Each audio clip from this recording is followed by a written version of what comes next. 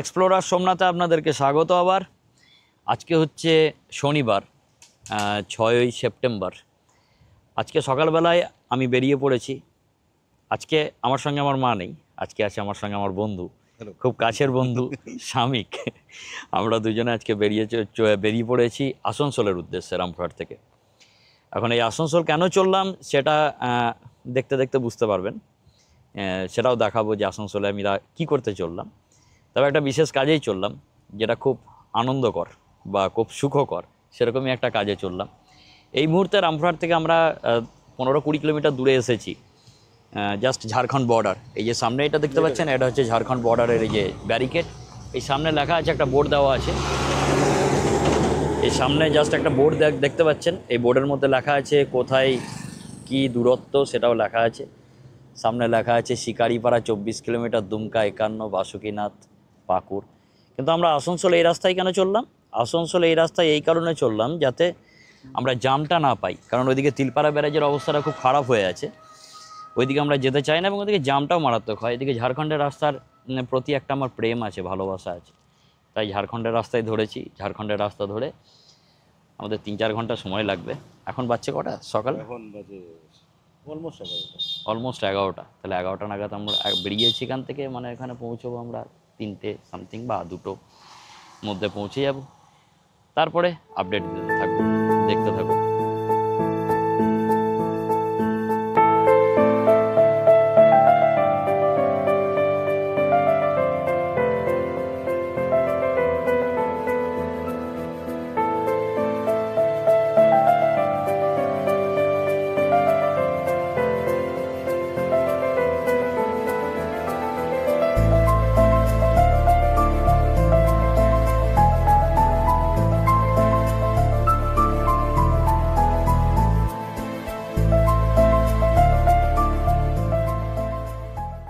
আমরা এই মুহূর্তে শিকারিপাড়া পেরিয়ে চলে এসেছি। শিকারিপাড়া যেটা ঝাড়খণ্ডের শিকারিপাড়া, রামপুরহাট থেকে প্রায় 30-35 কিলোমিটার দূরে। কিন্তু এখানটায় এসে দাঁড়ালাম একটা মধ্যে জায়গায় রাস্তার। এটা দাঁড়ানোর মূল কারণ হচ্ছে যে চারিপাশের জঙ্গল। এটা হচ্ছে ঝাড়খণ্ডের বর্ষার আসল রূপ। আর রাস্তায় ভিড় আছে বেশ ভালোই। হ্যাঁ, আমি মেনলি ওই পাশটা দেখাবো বলে যে দেখুন এই রাস্তাটা কত বিউটিফুল।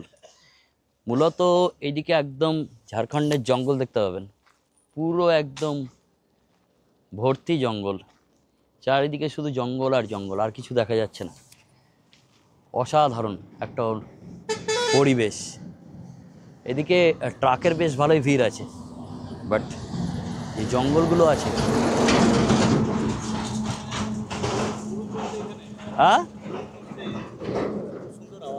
হ্যাঁ, এখানটায় মূলত একটা গাড়ি না চললে একদম একটা সাইলেন্ট পরিবেশ, আর চারিদিকে শুধু জঙ্গল জঙ্গল জঙ্গল, মানে যে কোনো সময় বাঘও বেরিয়ে আসতে পারে।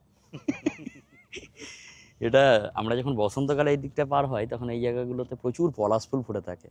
এদিকে যে গাছগুলো দেখতে পাচ্ছেন সমস্ত পলাশ গাছ, বেশিরভাগই পলাশ গাছ। হ্যাঁ, ডুমুরের গাছ, আমের গাছ, খুব এক্সপেন্সিভ গাছ, মানে এরকম নয় কি সব সস্তা গাছ, প্রচুর এক্সপেন্সিভ গাছ দেখতে পাবেন। ছোটনাগপুর মালভূমি, যেটা ছোটনাগপুর, হ্যাঁ, আপ ডাউনটা দেখলেই বুঝতে পারা যাবে। এখানে এই যে একটা আপলিপমেন্ট হয়েছে, উঁচু হয়েছে জায়গাটা, রাস্তাটা হ্যাঁ উঁচু নিচু দেখা যাচ্ছে। ছোটনাগপুর মালভূমির একটা অংশ এটা, তার প্রমাণ এটা। যাই হোক, এই সুন্দর রাস্তা ঝাড়খণ্ড দিয়ে আসার এটাই মেন কারণ, যে এই সুন্দর পরিবেশ দৃশ্য এবং তার সঙ্গে সুন্দর রাস্তা উপভোগ করব, এটাই কারণ আসলে ঝাড়খণ্ড। নাহলে আমরা সিউড়ি হয়ে যেতেই পারতাম, সিউড়ি হয়ে আমরা আসানসোল, রানীগঞ্জ হয়ে আমরা যেতেই পারতাম, কিন্তু এই রাস্তার মতো বিউটি পেতাম না। হয়তো এদিকে 20-25 কিলোমিটার বেশি গাড়ি চালাতে হবে, মানুষের ছোঁয়ার বাইরে। হ্যাঁ, সব থেকে বড় ব্যাপার এই দিকটা মানুষ যে খুব একটা বেশি চলাচল, এখানে দেখুন না চারিদিকে জনগণ নেই একদম। এবারে চলেছে এদিকে ট্রাকগুলোকেই শুধুমাত্র ভয় লাগছে, তাছাড়া আর এখানে বিশেষ কোনো সমস্যা নেই। হ্যাঁ, ট্রাক গাড়ি বেশ ডিভাইডার, হ্যাঁ, এদিকে আমাদের গাড়ি দাঁড়িয়ে আছে। যাই হোক, আমি আর আমার বন্ধু এখন চলেছি আসানসোলের উদ্দেশ্যে। এই ভিডিও করতে করতে কখন পৌঁছাবো ভগবান জানে, খাবোই বা কখন, কোথায়। রাস্তায় আমাদের লাঞ্চ করার আজকে প্ল্যানিং আছে, লাঞ্চ করতে কখন দাঁড়াবো সেটাও দেখা যাক। যাই হোক, আমি আপডেট দিতে থাকবো, দেখতে থাকবো।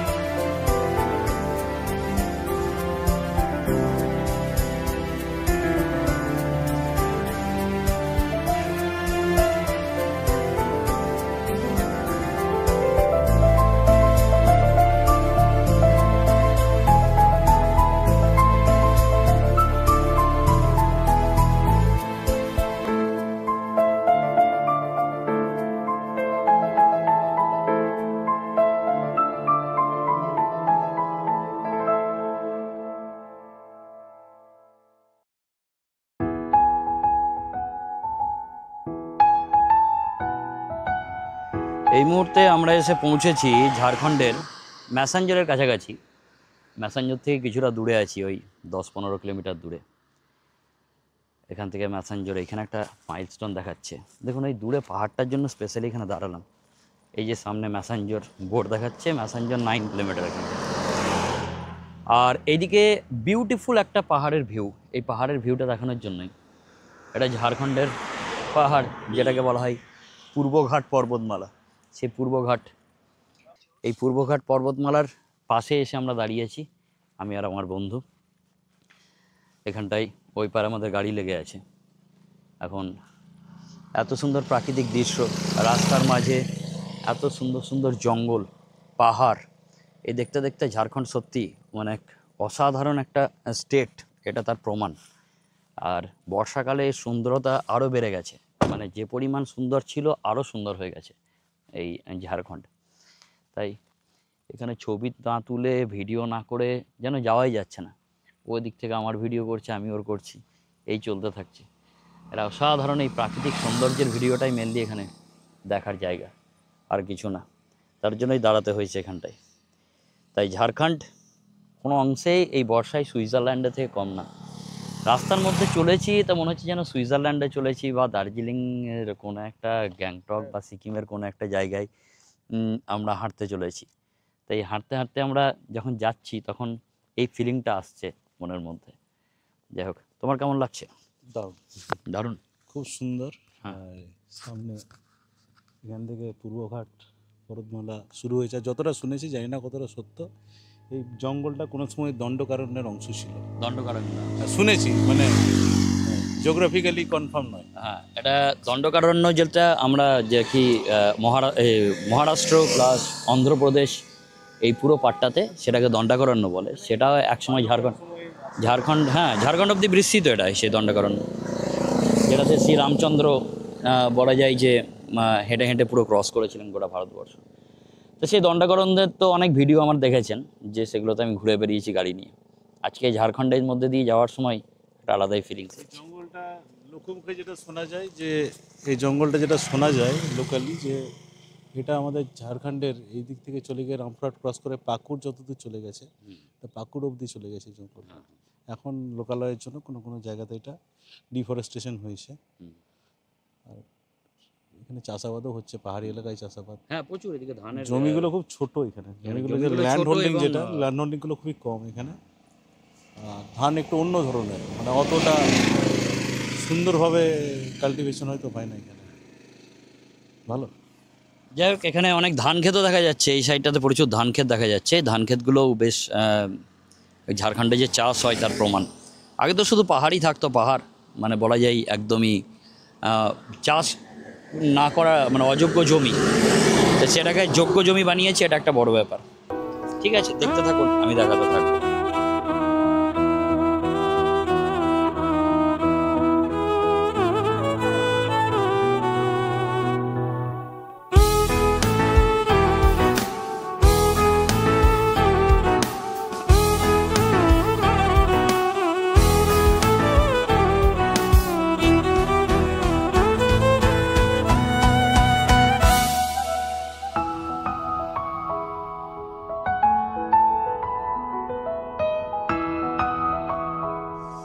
Good afternoon.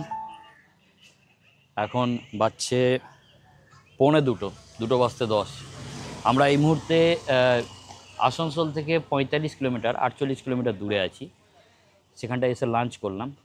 লাঞ্চ করার জন্য যে হোটেল প্রায় পাচ্ছিলাম না, পুরো ঝাড়খণ্ডের মধ্যে হোটেল নেই বললেই চলে। জাস্ট ওয়েস্ট বেঙ্গলের বর্ডারের কাছে আর কিছু দূর আছি, সেখানে এসে একটা হোটেল পেলাম। খুবই ছোট্ট হোটেল। বাইরে থেকে দেখতে হোটেলটাকে যেমন লাগছে, খাবার কোয়ালিটি কিন্তু মোটেই তা নয়। খাবার কোয়ালিটি আউটস্ট্যান্ডিং খাবার কোয়ালিটি, একদম বাড়িতে যেমন আমরা খাই। হোটেলটাকে দেখাবো। এই হোটেলটার নাম হচ্ছে জয় বাবা লোকনাথ হোটেল, নাম দেখতে পারেন। এটা মোবাইল নাম্বার।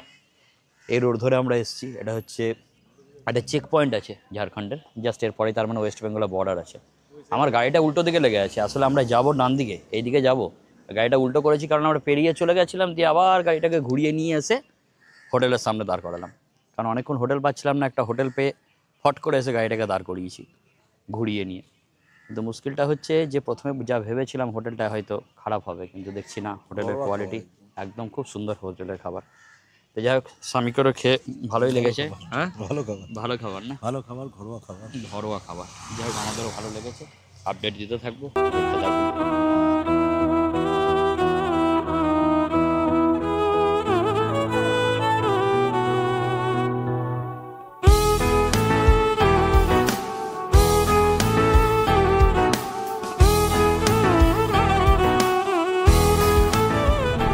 অবশেষে আমরা এসে পৌঁছেছি আসানসোল।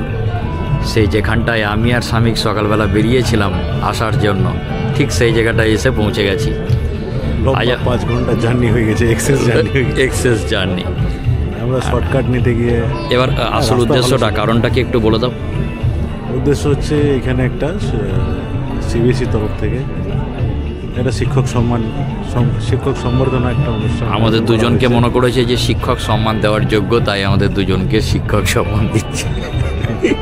তো যাই হোক, শিক্ষক সবাই সমান, সকলেই সমান, শিক্ষকের বড় ছোট হয় না। তাও আমাদের দুজনকে সিলেক্ট করার জন্য খুব ভালো লাগছে। আমরা এসেছি এই মুহূর্তে, একটু দেখিয়ে দিই চারিপাশটা।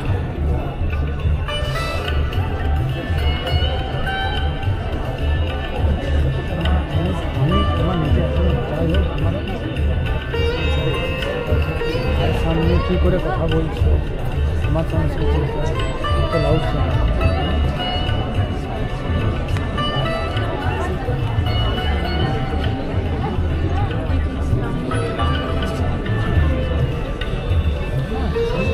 এটা হচ্ছে আসানসোলের গ্যালাক্সি মল। গ্যালাক্সি মল হচ্ছে একটা 3 স্টার হোটেল, যেখানে ব্যবস্থাপনাটা করা হয়েছে। আমরা এসে পৌঁছেছি এখানে 3:30 নাগাদ, আর অনুষ্ঠান শুরু হওয়ার কথা ছিল 4টে নাগাদ। এখন বাজছে 5টা। আমরা প্রায় 1 ঘন্টা বসে আছি, এখনও শুরু হয়নি। এটা শেষ হতে হতে প্রায় রাত্রি 9টা বা 10টা বেজে যাবে। তারপর আমরা গাড়ি নিয়ে আবার রামপুরহাট ফিরবো ওই রাত্রেবেলাতেই। দেখা যাক কখন শেষ হয়, আমি দেখাতে থাকবো। হ্যাঁ, সেটাও ভিডিওতে দেখানো হবে, দেখাতে হবে। আমরা ফিরছি। Okay, bye bye. Participants and the teacher in charge. SKS Public School participant and teacher in charge.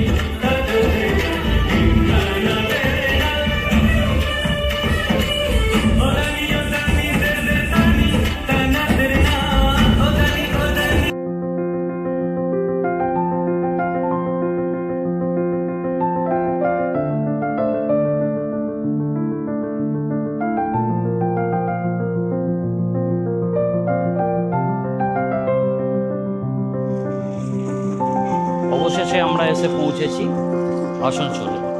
আসানসোলে যে হোটেলটায় এসে পৌঁছেছি সেই হোটেলটার নাম হচ্ছে হোটেল ফান গ্যালাক্সি মল, যাই হোক সেই গ্যালাক্সি মলে এসে পৌঁছেছি। এটা হচ্ছে সেই গ্যালাক্সি মল। সেই গ্যালাক্সি মলে আমাদের আজকে অনুষ্ঠান ছিল এবং সেই অনুষ্ঠানের দৃশ্য আমি পরপর দিতে থাকবো, সেগুলো দেখতে পারবেন।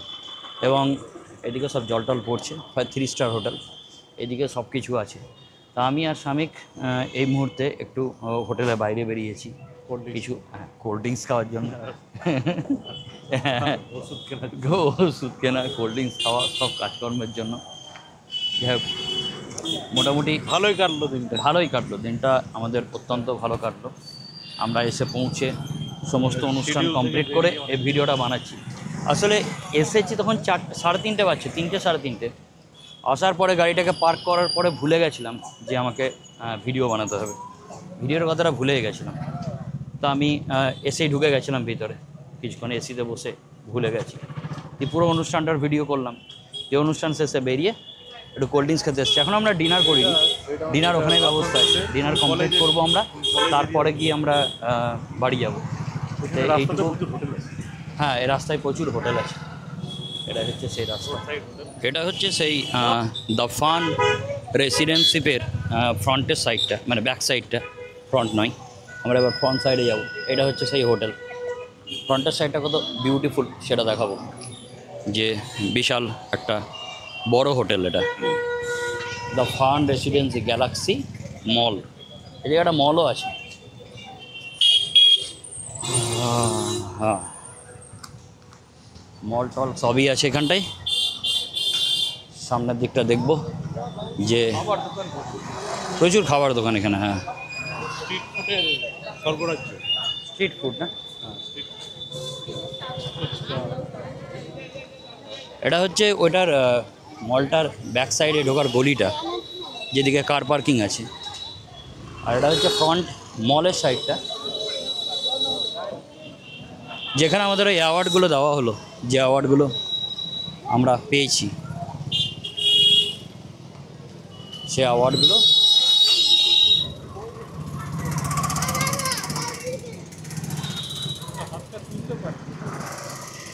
এখন আমি আর শামিক চলেছি হাঁটতে হাঁটতে।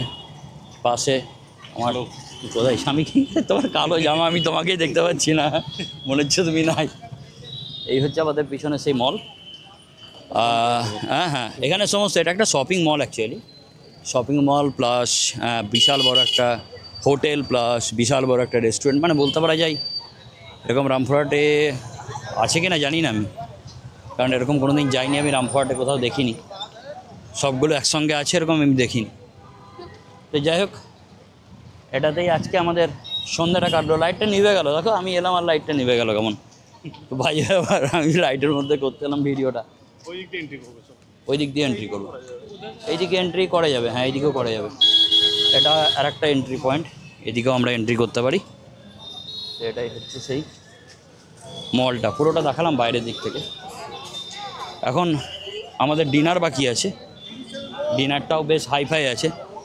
আমরা একটু হাঁটাহাঁটি করতে বেরিয়েছি যাতে খাওয়া দাওয়াটা ভালো করে করতে পারি, দিয়ে খাওয়া দাওয়া করে আবার রামপুরহাটের উদ্দেশ্যে আমরা বেরোবো। এখন বাজছে 8:40। 8:40-এর পরে আমাদের খাওয়া দাওয়া হবে। খাওয়া দাওয়া কমপ্লিট করে আমাদের বেরোতে এটা দেখে নিন আগে, এই সাইডটা সব জামা কাপড় সব পাওয়া যাচ্ছে। খাওয়া দাওয়া করে আমাদের বেরোতে প্রায় 9:30 10টা বেজে যাবে, মানে আমাদের বাড়ি পৌঁছতে 2টো, রাত্রির 2টোর সময় বাড়ি পৌঁছবো। নো টেনশন, এ তো অভ্যাস হয়ে আছে আমার গাড়ি চালিয়ে, রাত্রে গাড়ি চালানোর স্পেশালিস্ট আমি, নো টেনশন। এটা হচ্ছে মলের এন্ট্রিটা। ওয়াও, ভেতরটা বিশাল হাইফাই, তো KFC টেফসি সবই আছে গো, ভেতরে সব আছে তাই দেখছি। পুরো বাইরে অবধি এসির হাওয়া আসছে। হ্যাঁ, এটা হচ্ছে আজকের স্ট্যাটাস আমাদের। এখন খাওয়া দাওয়াটা দেখি গা, যদি সম্ভব হচ্ছে খাওয়া দাওয়া আপনাদেরকে দেখাবো কিছু কিছু। পুরো ডিনার হয়তো দেখাতে পারবো না, কারণ খেতে ব্যস্ত থাকবো। খাওয়া যদি কমপ্লিট হয়ে যায় তাহলে কিছুটা দেখিয়েও দেবো।